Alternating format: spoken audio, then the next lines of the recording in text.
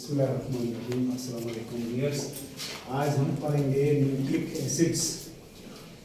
Nucleic acids इनको क्यों कहा जाता है पहले उसकी वजह। बाय नेचर ये एसिड्स और न्यूक्लियस में पाए जाते हैं। न्यूक्लियस में पाए जाने की वजह से इनको न्यूक्लिक एसिड कहा गया, वरना इनका पुराना नाम न्यूक्लिन था।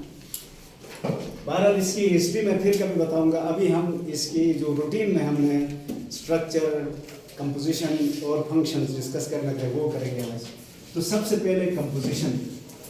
न्यूक्लिक एसिड के अंदर कौन कौन से एलिमेंट्स हैं?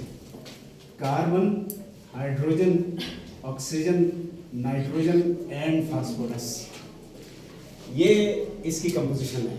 अब ज़रा कंपोजिशन पर नज़र डालें तो एक और चीज़ हमें नज़र आती है। कार्बोहाइड्रेट सिर्फ कार्बन, हाइड्रोजन, ऑक्सीजन से बने थे, लेकिन वहाँ हाइड्रोजन और ऑक्सीजन की रेशो वाटर जैसी थी। लिपिड्स भी इन्हीं तीन से बने थे, कार्बन, हाइड्रोजन और ऑक्सीजन से। वहाँ पर रेशो क्या थी? हाइड्रोजन बहुत ज़्यादा था, ऑक्सीजन बहुत कम था। प्रोटीन के अंदर कार्बन, हाइड्रोजन, ऑक्सीजन और नाइट्रोजन थे। अब इसमें उसी प्रोटीन में फॉस्फेट ऐड कर दें तो ये न्यूक्लिक एसिड्स बन जाएंगे। तो सबसे कॉम्प्लेक्स कंपोजिशन किसकी है? न्यूक्लिक एसिड्स की है।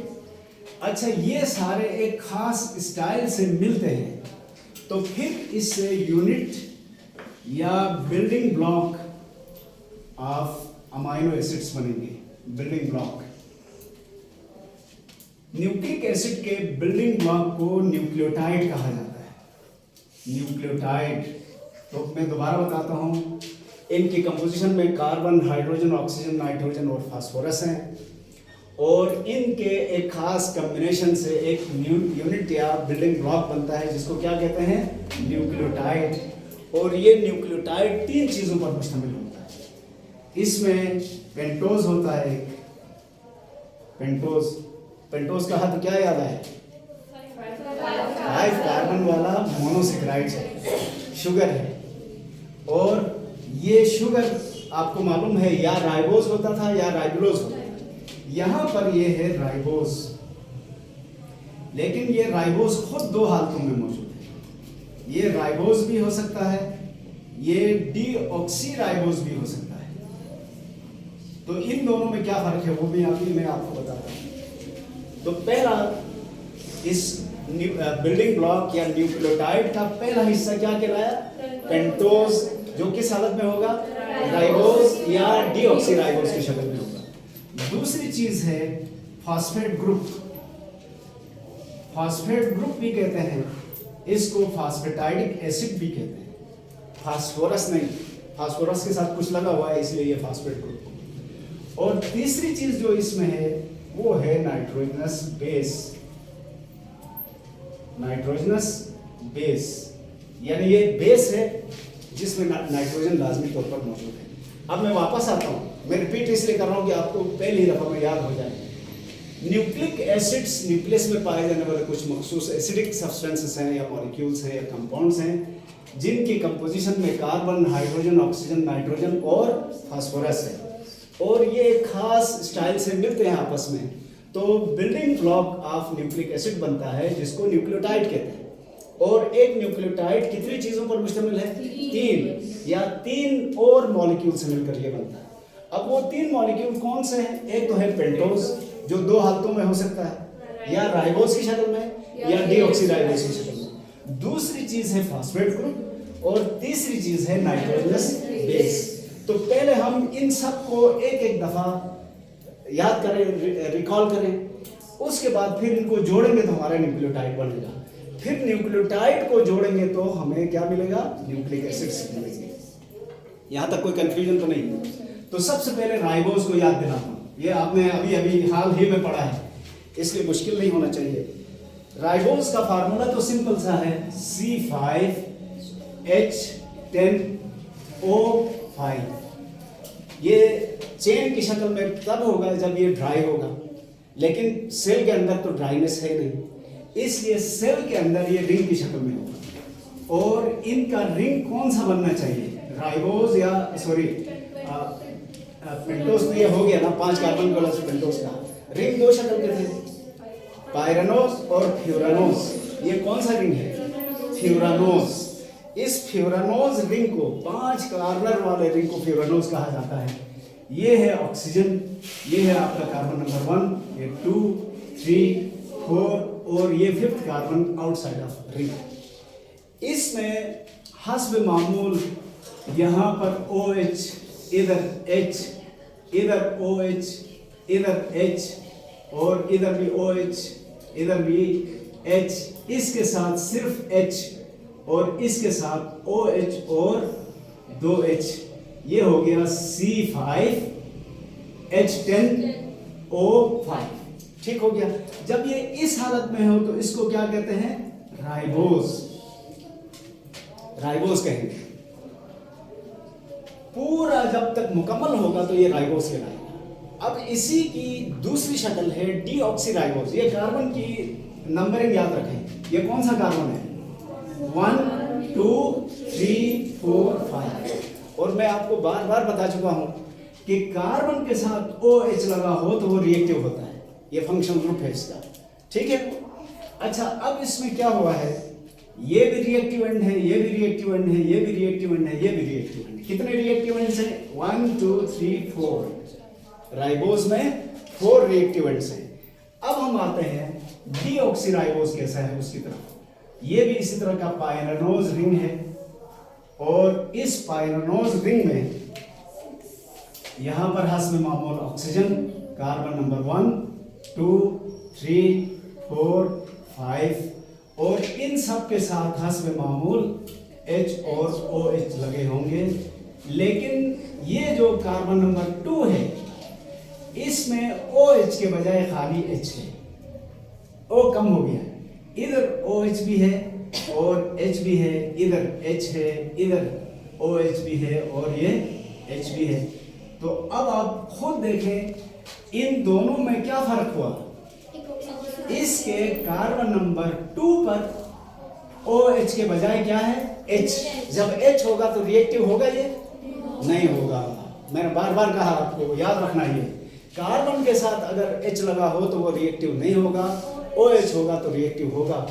इसको नॉन रिएक्टिव बनाने के लिए O रिमूव किया गया है, OH के बजाय H लगा दिया है, इसलिए इसका नाम क्या होगा? डीऑक्सीराइबोस। अब जरा इस नाम पर गौर करें। राइबोस तो ये है ही, है कि नहीं? डी का मतलब यहां है विदाउट, ऑक्सी से पहले डी लगा है तो without oxygen, ribose without 1 oxygen. यानी डीऑक्सीराइबोस का मतलब ये हुआ कि ये एक ऐसा राइबोस शुगर है जिसमें 1 ऑक्सीजन यूजुअल से कम है। तो ओ को कितने होने चाहिए? 4। 1, 2, 3, 4। तो राइबोस कहां पाया जाता है?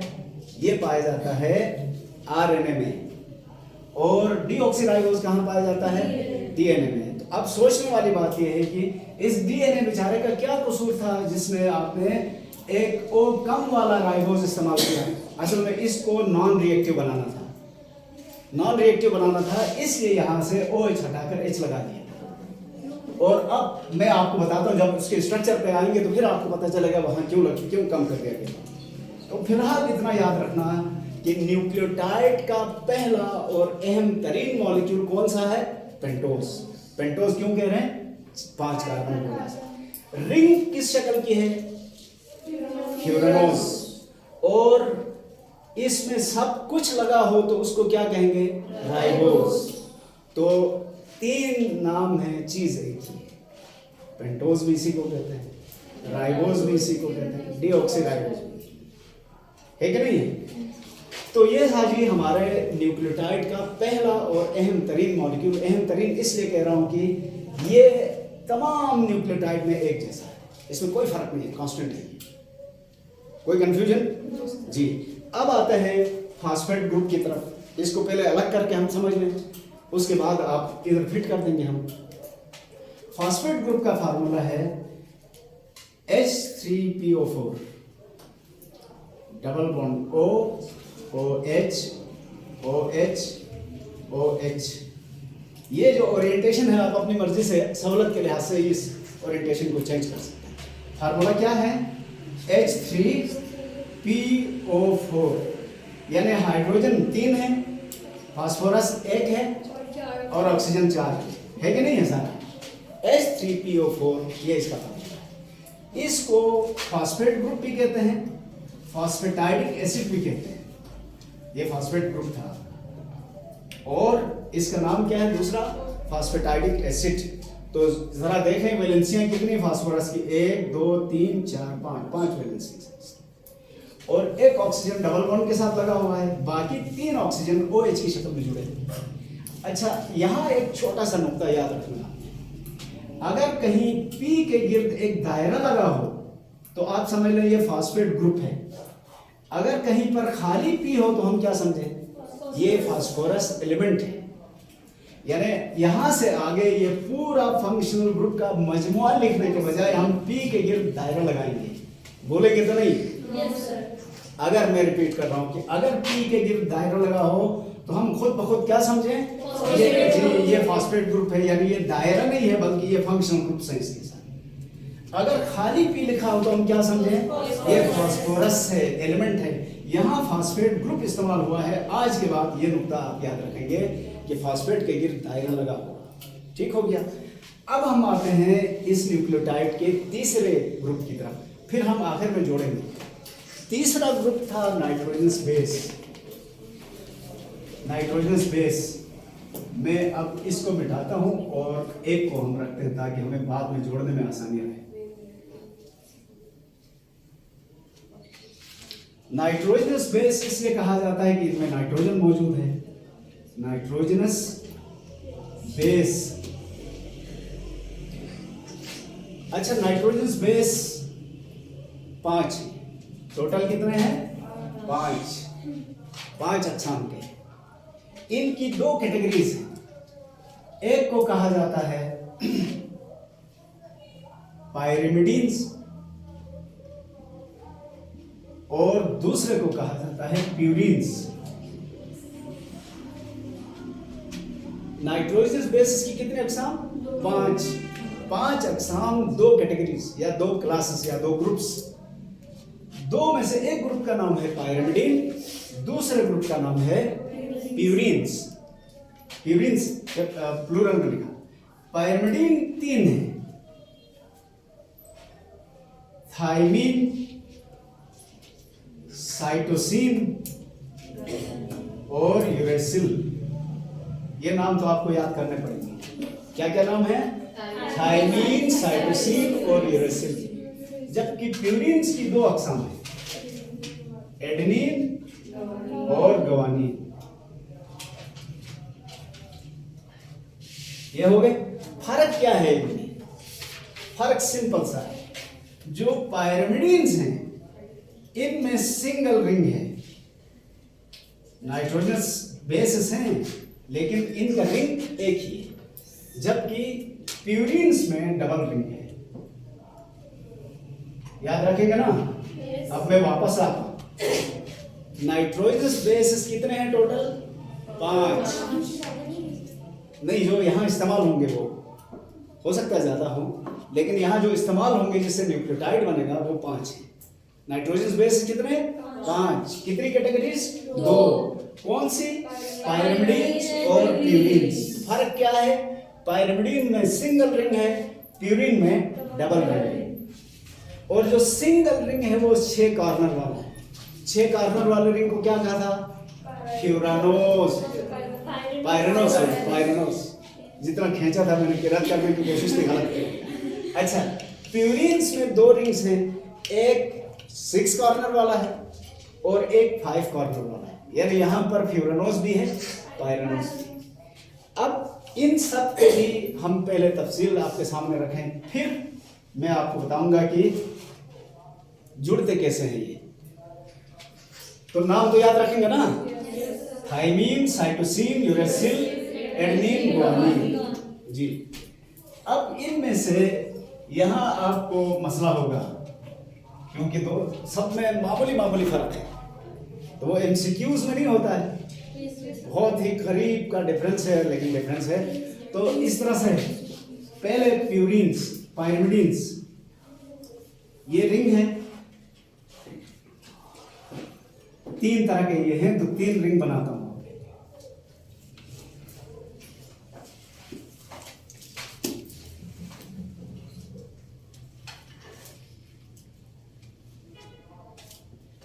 इन सब में यहां पर नाइट्रोजन और यहां पर नाइट्रोजन कॉमन है। कितने नाइट्रोजन है? दो। रिंग में दो नाइट्रोजन है। जहां नाइट्रोजन नहीं है वहां क्या है? फिर कार्बन है। 1 2 3 4, 1 2 3 और 4, 1 2 3 4। इनमें से एक के साथ यहां पर NH2 लगा होगा, NH2। इस कार्बन के साथ डबल बॉन्ड O। कार्बनों की वैलेंसियां फिल करनी है, कार्बन और नाइट्रोजन की, तो यहां क्या लगना चाहिए? H। नाइट्रोजन की वैलेंसियां तीनों पूरी हो गई ना, 1 2 3। यहां पर कार्बन की वैलेंसियां 1 2 3 है, अभी बाकी है। इस कार्बन की वैलेंसियां पूरी हो गई, इसके साथ ये H लगा हुआ है, ये H रिएक्टिव है। और मैंने आपको पहले कहा था कार्बन के साथ H लगा हो तो रिएक्टिव नहीं होता है, नाइट्रोजन के साथ H लगा हो तो वो रिएक्टिव होता है। अब इधर आ जाएं, इस कार्बन के साथ डबल बॉन्ड O है, इस कार्बन के साथ भी डबल बॉन्ड O है, और इधर H है तो ये भी रिएक्टिव है। यही हाल इसका भी है, डबल बॉन्ड O और H। अब बाकी क्या फर्क है? वैलेंसियां फिल करनी है, यहां तक वैलेंसियां फिल हैं, यहां पर है डबल बॉन्ड। डबल बॉन्ड होने की वजह से इस कार्बन की वैलेंसी 1 2 3 हो गई तो यहां H लगेगा। इस कार्बन की वैलेंसी 1 2 और 3 होगी तो डबल, लेकिन आई एम सॉरी, इसका डबल बॉन्ड इधर होगा। इधर होने के बाद इधर हो गया H, इसके साथ क्या होना चाहिए? CH2। कंफ्यूज हो गए? कंफ्यूज नहीं होना, खामोशी डराती है मुझे, खामोशी से डर लगता है। बस आपने, अगर मैंने गलत भी किया है तो आप घर जाके सोचें, कार्बन की 4 वैलेंसियां, हाइड्रोजन की 1 वैलेंसी, ऑक्सीजन की 2 वैलेंसियां और नाइट्रोजन की 3 वैलेंसियां फिल करते जाए। अच्छा, इसका नाम है साइटोसिन। ये कौन सा है? साइटोसिन। यहां पर ये जो है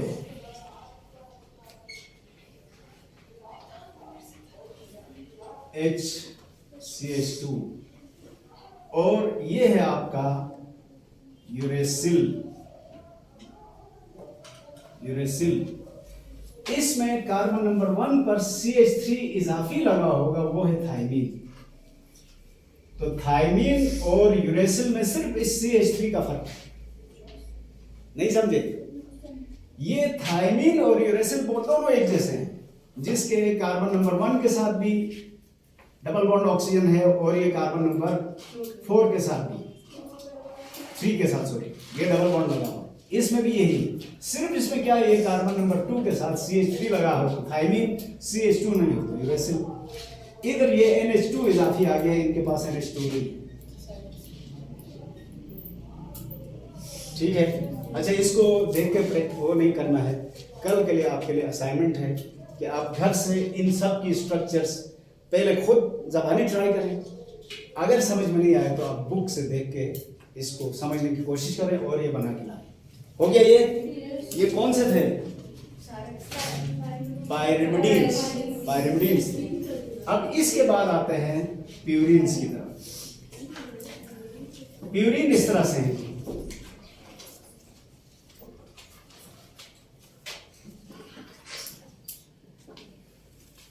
प्यूरिन्स इस तरह से हैं कि इनके साथ ये दूसरा 5 कॉर्नर वाला रिंग भी लगा हुआ है। इसमें यहां भी N है, यहां भी N है, और इनका ये वाला N रिएक्टिव है, इसके साथ H लगा हुआ है। अगर इस तरह से हो, अल्टरनेट डबल बॉन्ड लगा दें।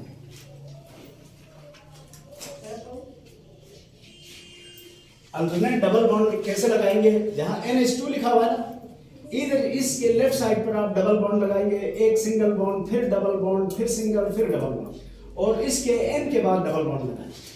तो ये N इसका रिएक्टिव होगा, ये है आपका एडेनिन। अब गुआनिन कैसा होगा? फिर वही 6 कॉर्नर वाला रिंग और एक 5 कॉर्नर वाला रिंग। यहाँ नाइट्रोजन, इधर नाइट्रोजन, इधर नाइट्रोजन और यहाँ नाइट्रोजन। इसके बाद ये कार्बन है, इसके साथ डबल बॉन्ड O, इधर भी डबल बॉन्ड O और इसके साथ H। तो इन दोनों में क्या फर्क हुआ फिर? इसके साथ ये NH2 अनयूजुअल है, इसकी जगह इसमें डबल बॉन्ड O लगा है, बाकी सब वही है। लेकिन एक फर्क आएगा। फर्क क्या आएगा? यहाँ अल्टरनेट डबल बॉन्ड है, यहाँ अल्टरनेट डबल बॉन्ड की गुंजाइश नहीं है, इसलिए यहाँ पर डबल बॉन्ड यहाँ भी नहीं हो सकता है। डबल बॉन्ड होगा इधर और इधर। आया समझ में? ये मैं अक्सर कहता हूँ ना, गर्दन की ड्यूटी मत लगा, गर्दन की आदत है। आया समझ में? बाद में पूछे तो पता नहीं चलता। ऑटो पे नहीं लगाना गर्दन को, सच सच मुझे बताया, ठीक है? अब इनको जोड़ेंगे, फिलहाल बस जोड़ने की बात करते हैं ताकि हमारा मसला आगे हल हो जाए। इनको तो आप रट्टा भी लगा सकते हैं, कोई इशू नहीं है। एक दो दफा खुद कोशिश करेंगे, जब तक लिखेंगे नहीं याद नहीं होगा, ये मैं बता दूं। अब हमने बनाना है न्यूक्लियोटाइड। न्यूक्लियोटाइड में मैंने कहा मरकजी किरदार किसको हासिल है?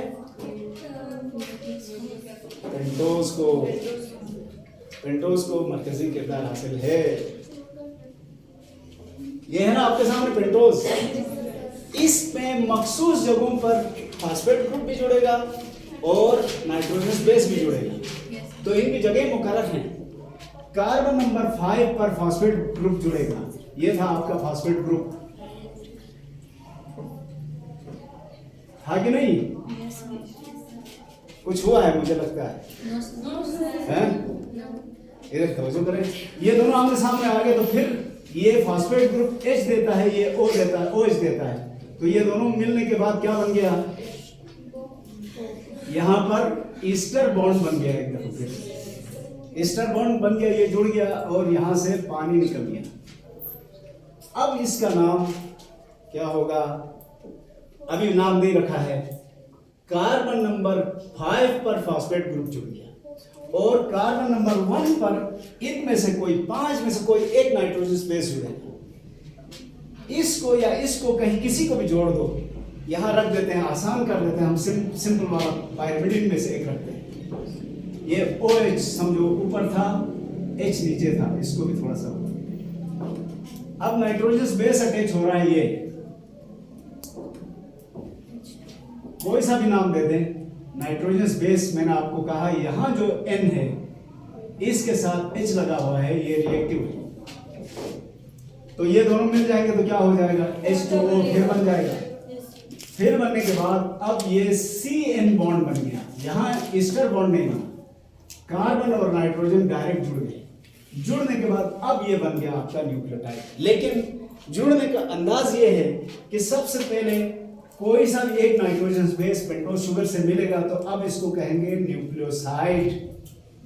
क्या कहेंगे इसको? न्यूक्लियोसाइड। और जब इसमें फास्फेट ग्रुप भी ऐड हो जाएगा तब ये कहलाएगा न्यूक्लियोटाइड। और ऐसे न्यूक्लियोटाइड्स की जब चेन बन जाएगी तब बनेगा न्यूक्लिक एसिड। लेकिन मैं बाद में वजाहत करूंगा, बाज न्यूक्लिक एसिड सिर्फ एक न्यूक्लियोटाइड में मुश्तमिल होता है। ये जुमला दोबारा बताता हूं, ribose plus nitrogenous base is equal to nucleoside and nucleoside plus phosphate group is called nucleotide, and this nucleotide is the unit of nucleic acid। और अब इसका नाम रखना है।